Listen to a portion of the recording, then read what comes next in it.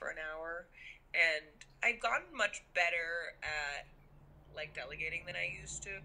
For many years, I had no life. I just like worked and neglected a lot of my personal life. And I've gone to a good balance where I've started prioritizing like myself, my life, you know, my personal life. I have a daughter now too, so like I have to at some point be like, it's okay, other people can do this. Like my assistant Savannah she's right here. Working hard. That's awesome. She is a lifesaver. So I've been able to having someone that I trust to do a lot of things for me has been like a life changer, and but also like letting go of that control a little bit. And you know, a lot of like business books and stuff, not that I really read those, but they do say like you can't expand as a company or as a brand unless you're willing to delegate. And so I've just gotten better doing that, and it does help me. It means that I can have a little more me time and naps and sleep and eat. Like I've gotten better at eating, you know. Is that your kid? No, that's my cat. Oh my God. That was crazy. Like, he's never made that noise. I think there might be another cat outside. Sorry. So tell me, like, what are some things that you were like, okay, I can pass this off, and what are the kinds of things that you're like, no, this is the part that I do? Oh, you know, I'm the only person who pulls. Like, a lot of stylists, I think, allow their assistants to pull. Like, and pull, just for people who don't know, means like actually going out and pulling the clothes, like picking out the clothes from the brands and like doing all that stuff. And I'm very particular about, like, I really am the only one who does that, and only because I just feel like, if not that, what? Like, what am I getting paid to do? Like, it's my job to like put the clothes out. So I go to every store and I like when the brands. A lot of it's through email now, which is so much better. Like, traipsing up and down Rodeo Drive is basically my idea of hell. Yeah. But, which I still have to do it a lot, unfortunately. But a lot of it's through emails now, and the brands will send, like, you know, links, lookbooks, all that stuff. And I still do, like, every single select myself. Everything, even, like, jewelry and shoes and everything. And yes, we use jewelry for men. But and then obviously we'll do every fitting myself. Which again, I do think a lot of stylists, if it's a smaller fitting, will allow their assistants to do, but I just don't. And it's not that I don't trust them to do it. It's just that I really feel like that's what the client's paying me for. Yeah. Is to put the outfits, pick out the items, and then put them together, you know? Yeah. But I've gotten good at delegating as far as like the prep, the packing up, the organizing it, the labeling it, all that stuff. Like, I don't need to be doing that, you know? Yeah, that makes sense. Me a little more time to do the creative aspect of the job. You know? Tell me a little bit about what you have coming up this summer. I know, like, you just did a million things, but I guess, So we're doing The Rock. We're actually fitting him tomorrow. He's got this movie Skyscraper coming out. We're doing a big press tour for that. I'm also styling the director of the movie, Rawson. So we're doing that, and then we have, I mean, we're starting to like finally wind down a little bit, which is nice. Because it's just been nonstop. It was like award season right after New Year's. It was like award season, and then went into like Met Ball and Cannes and all these press tours back to back. So now I'm like, oh, I see the light at the end of the tunnel. Yeah. So now a lot of like smaller jobs, you know, like smaller press tours. And I'm still taking on a lot of new clients. I just started working with Krasinski. Oh, cool. And he's so great. Yeah. He's so lovely. I just took on Luke Grimes. Oh my God, I can talk, I swear. Luke Grimes, who's so cute, and he's in the new show. He's like the face of Chanel, and he's in that new show, Yellowstone, with Kevin Costner. And what else? Yeah, I mean, I'm trying to think of what our other fittings are. I mean, it's like a lot of our guys just doing like a little bit of random press. Like Will Arnett has some stuff coming up, and this person, you know, stuff like that. Yeah. And I have a collaboration coming out in the fall with the Mighty Company, which I can't really tell you anything else about that right now. I saw the hashtag for it, though, which looks fun. Yeah. The breakup collection. Yeah. So that's funny. Not everybody likes. Anyway, but so sorry, my eyes are so watery because I don't know why. But what else? Yeah, and then I'm going on vacation in July, which is like a kind of miracle of some kind. That's awesome. I literally never go on vacation. I can't. I know. I was gonna say I can't. I can't believe that because you. And I'm going. I booked the trip without realizing that I accidentally booked it like right in the middle of Comic-Con. For us, is like always total madness. So I'm like, oh god. But I think that I'm just kind of telling everybody, like, if you're going to Comic-Con, tell me before I leave, and we will get it done. We'll get it done. Yeah. Luckily, it's casual and like At Comic-Con, and I'm kind of like, we're gonna be okay. Yeah. There's like Comic-Con used to be such a big deal, but now there's like 30 Comic-Cons, and there's like CinemaCon, and there's like just all of it. It's gotten crazy. There's just I know. More events than there used to be, Yeah. How else has the industry changed from when you started? I mean, obviously social media is a huge thing, and social media has changed everything, really. I mean, it's just as far as us stylists go, like, we just have so much more visibility. Like, the fact that I can literally put up every single outfit that I style on it. I don't put every single one, but all my favorites go up, and everyone can see, like, who I'm working with, what I'm doing, like, what we're putting out there. Makes a huge difference, and it makes a big difference with the brands. Mm-hmm. Sometimes you'll put an outfit on someone for, like, a press day, no one will ever see that. Right. And the brands are, like, annoyed. But now I, like, throw it up on my Instagram and tag the brand, and they're still happy. And that makes a big difference. Because my job is all about relationships with the brands, Yeah. And I also think, too, like, it's an opportunity for creative people who work behind the scenes to take credit for their work and say, like, I did this, by the way. Yeah, I love it when articles will be like, so-and-so, like, whatever actor is, like, really good at blah, blah, blah. I'm like, oh, yeah. I've done that. But not to, say that it's not a collaborative process. And I will say, like, a client with good taste versus a client with not great taste. Like, a client with good personal style will always look better than a person who is, just slapping on what I'm putting on them. There's just something that they bring to the table, and they listen better and they get it. And, like, if they, if they mix things up, I'm like, not like, oh, that was a disaster. What did you do? It's like, that's who you are. Yeah. Like, Donald obviously Donald Glover has amazing personal style, and that makes a big difference because he brings a lot to the table himself. Do you know what I mean? Yeah. I mean, I love how 70s he's gone with his style. Like, was that coming from him in the first place, or were you pushing him? No, I didn't have to push him. I was really in this big, heavy 70s phase, and the nice thing about Donald is he's such an artist, and he really respects another person's artistic process, and he was like, I like that you go through these, like, phases, because it's like, as he was kind of saying, like, as a musician, he goes through phases musically with each album. It's different, and he was kind of trying to say it's interesting as a stylist to approach it that way as well.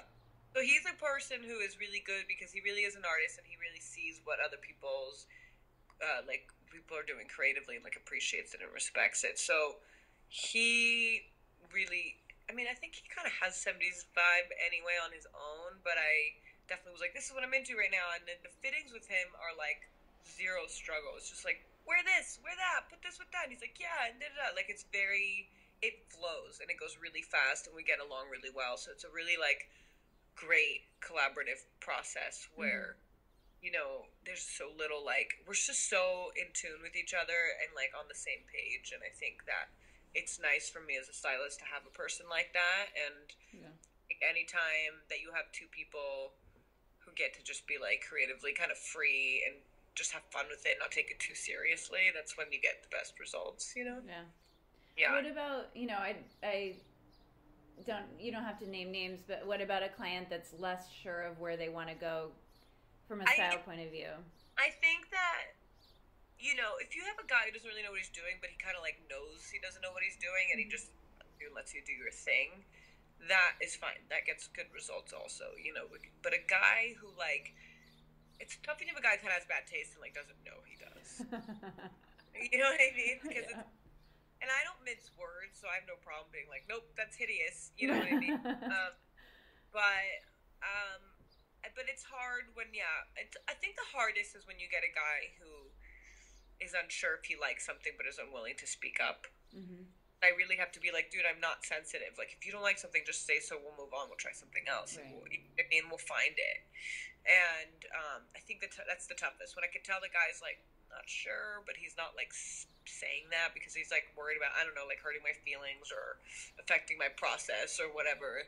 I'm like, dude, it's okay. I'm okay. Like I didn't just. The first thing I always say in a fitting with someone I haven't worked with before is like, I don't get offended. I didn't design the clothes. If you don't like it, just tell me. We'll move on. You know. Yeah. And I kind of have this rule of like, which I know I've talked about this a lot before, but I kind of have this rule of like, you don't have to wear it, but you have to try it on.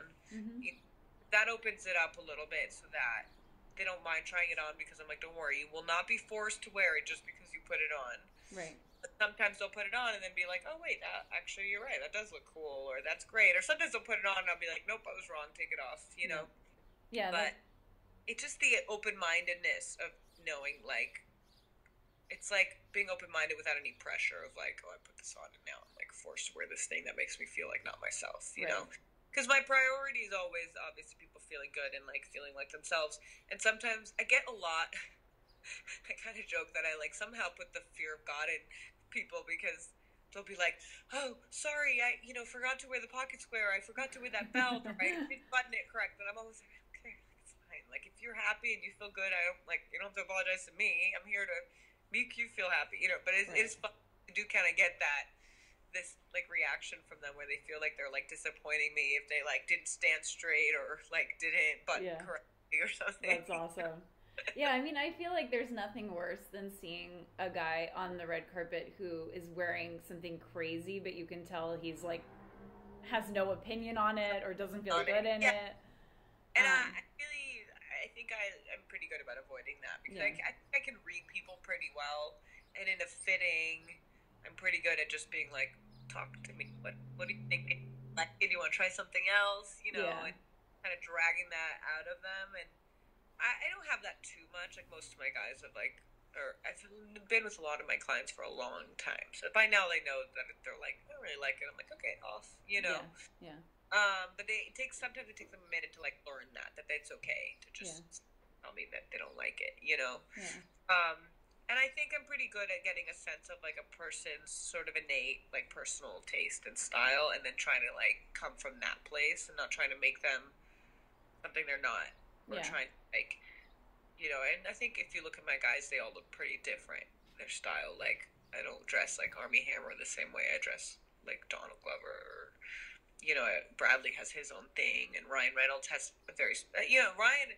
I think out of all my clients, I probably get Ryan brought up the most. Like when I get new guys, I'll always be like, yeah, I like Ryan Reynolds' style. It's something like that, you know. But I also get a sense of what they like. I usually will ask them to give me like a reference, like who styled you? Because sometimes I'll work with a new guy, and I'll be like, okay, well, I'll be like, tell me what you're into, and they'll be like, well, how do I do that? Like they don't speak in those terms, right? Like I like blue.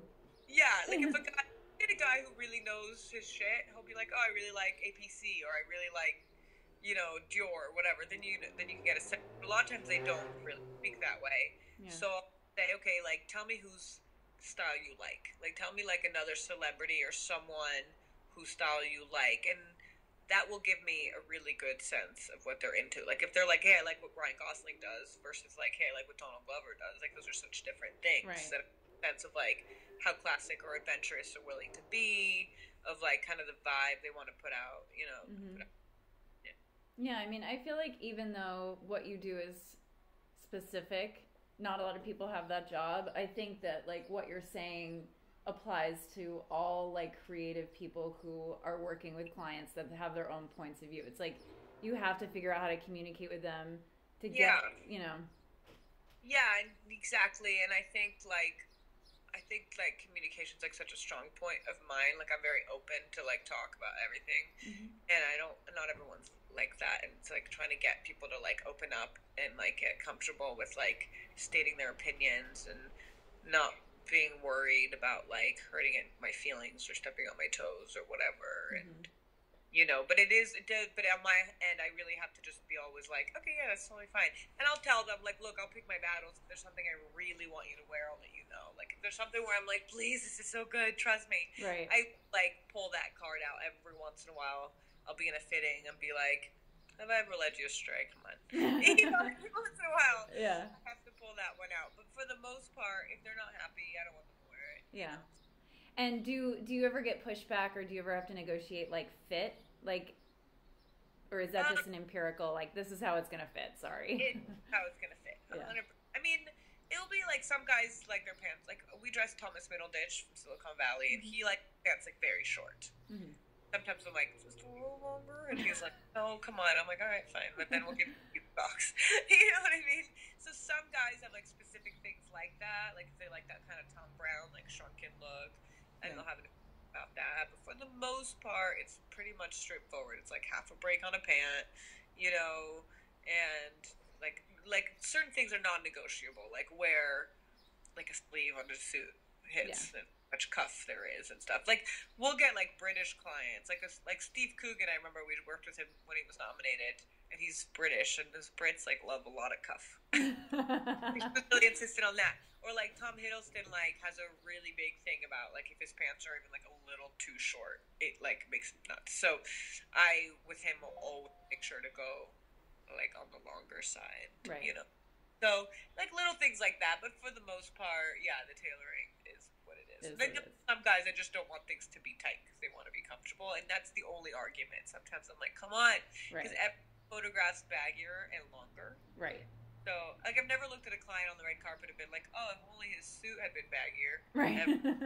I always try and veer on the side of, like, leaner and, like, shorter because, yeah, like, if the pant looks, like, even a little bit long in person, in a photo on the red carpet, it's going to look like a puddle hem, like, every time. That's good advice for, like, regular guys, too, I feel like. Yeah. Also, fabrics stretch out. Like, if you're sitting through a dinner. And I'm big waist too. Like a lot of guys want the waist to be a little bit like have room so they can like sit and eat and breathe, and I get that, but I'm like it's fine as long as it doesn't start to like fall down, because when it starts to fall down the thigh starts to look baggy because it's not hitting in the right spot. Like you'll see like a guy puts on a pair of pants and you're like, oh my god, they're so big, but then he'll like pull them up to the like right spot on the waist and you're like perfect. Yeah, and then the whole leg is leaner, so it makes a big difference. Yeah. And so little things like that, where they're negotiating sometimes. If anything, I feel like there's more pushback from tailors.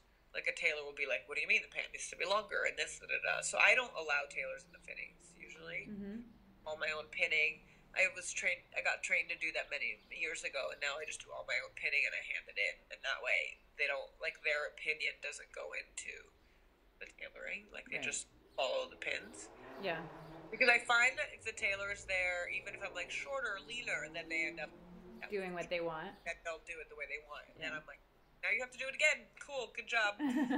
You know, so I just don't do that. I like not having kind of that extra body in a fitting if I don't have to. I think it's nice to have, I can't try and keep it a little bit like intimate so that it's not like 80 people in the room, because I think, you know, they want to be able to like feel comfortable without a bunch of strangers in there, you know. Yeah, and then you can focus too on making sure everything looks good. Yeah, and I have like really good relationships with a lot of my clients, so a lot of that time is like a lot of time we use fitting to like catch up on life and things, and I want them to feel comfortable to like speak freely, and whatever they want without like some tailor that's gonna like, you know, be like eavesdropping.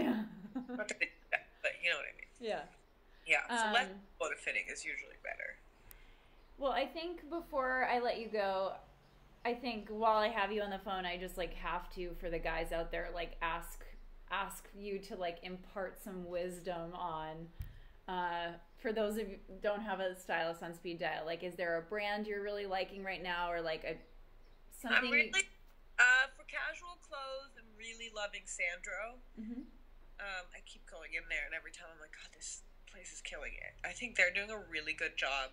Everything is like simple, but they're still kind of doing the printed shirts. Like they're doing it just right. All the proportions are really good, and all my guys, even the ones that are not super adventurous, like it. So that's a really good one. And then, you know, my go-to, like I get asked a lot. Like I get a lot, by the way. All my guy friends are always like texting me, like, "What pants should I get? What this shirt?" The main request I always get is about pants. So I would say for that, my go-to, I have two pants I use pretty much on everybody, shamelessly. I'm like, too bad you're all wearing the same pants. One is the J brand Tyler cut. Like they're just kind of like slim straight, so it's not too skinny, but it's not baggy. That's the perfect pant. Looks good on everybody. and they did a chino called the Brooks chino that they just discontinued, that I literally emailed them in the middle of the night, like at 3 a.m, being like, what do we do about this? Like this. Who do I need to talk to? So, but that pant is the best. It's the best pant I've ever put on anybody. Everybody is obsessed with it. And the other one I love is the Rag & Bone. They have 3 fits, 1, 2, and 3. Right. The 2 is kind of my go-to because it looks great on everybody. Mm-hmm. 1, like Ryan Reynolds will wear either like a bigger size in the 1 or a smaller size in the 2, but it's a nice cut. It's really slim without feeling like a legging. Right. Yeah. And I just like chinos. I like chinos better than jeans. The guys are way more comfortable in them. When you find that right one that's like slim and cool, I think that's the best look. And it also makes like a casual look just like a little bit more put together than jeans, you know? Yeah. Yeah, and I think there's like, as long as you don't get stuck in that like Oxford chinos routine. Yes. As a guy, like that's why I like those 2 chinos, because they almost look more like trousers. Yeah. Really into trousers too. Like I will steal, like if a suit has a lot of like texture to it, like it's linen or woven of any kind, I will steal the pants from suits a lot for outfits. Yeah. And wear it with like a sweatshirt or a t-shirt and like a belt. Like it just like if you get a guy who's like in a t-shirt and jeans, it just looks like whatever. But a guy in a t-shirt and like a dope trouser with like a gold colored belt. Right. That's a great look, and it's elevated, but it's casual. So I have to think about that kind of stuff a lot because I dress guys for press. Yeah. So it has to be casual, but also like they can't look like slobs. Yeah. So I think that applies well to also a guy just going to the office too, you know? Yeah, like don't do the jeans and the blazer all the time. Make the pants the thing that you are the dressier part. I think that you can make like any top look nicer if you have like a good cool trouser. And I'm really into pleated trousers, but that's not for everybody. But like a suit trouser, like guys have all sorts of suits in their closet. Just steal the pants and throw it with a t-shirt or a sweater. And then the other thing that I've been doing a lot is instead of t-shirts, I've been doing knit polos, like constantly on everybody. And I like them because I don't like I think it's called the PK ones or whatever they're called. There's like, that look like you're actually going golfing. Yeah. I don't do those ever.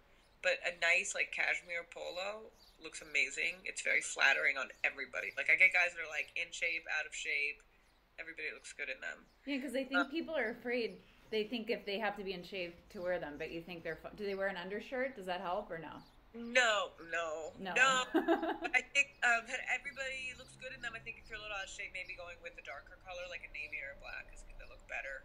Yeah. Then sometimes we use like kind of fun colors like a mint we use this brand called COS. I think that's what it's pronounced. COS, and they make the best ones. We kind of use them like religiously, and have like nice colors like a dusty pink or like a mint green or like a light blue. But if you're out of shape, then maybe like a darker color is better. And I really like the long sleeved polos because they kind of put the sleeve up and it just looks a little bit dressier than a short sleeve polo. That's one of my favorite looks. Like we just did that on Ryan with like a pleated trouser and a dress shoe, and he looked amazing. Totally, yeah. So stuff like that. Yeah, that's good advice. That's awesome. Yeah. Okay, before I let you go, so our brand is called 1:37 PM, and our motto is "Own the future, start this minute." So we're asking. Own the future, start this minute. Yeah. Okay. So it's about like using every minute to like build your future. So we're asking the people that we interview at 1:37, I'm blank, like fill in the blank. At 1:37, I'm hopefully napping. It's so funny. All the like entertainment people are like, I'm crushing it, and all the style people are like, I'm napping, I'm sleeping. Yeah, because we're the ones doing all that. No, okay, wait, hold on. At 1:37, I'm in a fitting, probably. Realistically, that's what I'm doing. Got it. Cool. Okay, great. Thank you so much. You're so welcome. I always love working with you, and hopefully we can keep it up. Thank you. Thank you. Have a good rest of your day. You too.